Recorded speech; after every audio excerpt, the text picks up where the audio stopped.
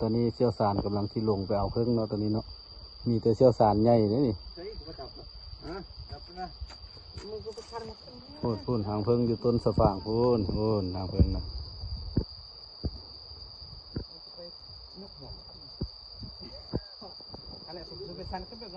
ตอนนี้เพิ่นกำลังคบเพลิงกำลังที่ลงไปได้นี่นะบุมีมอดนะก็จะสุกไปน้ำกาแฟยังเอาแล้วตอนนี้เชี่ยวชาญกำลังเอาหางเพิ่งหางบางใหญ่เลยพุ่นเหลืองอำตาม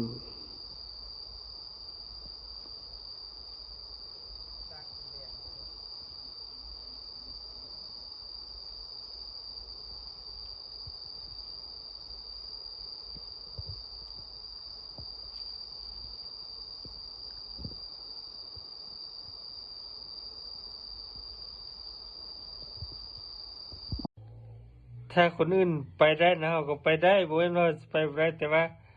ถ้าเขาไปได้เขาไปเลยเขาบ่ฟ้าเขานั่งนี่แหละนั่งข้างเลย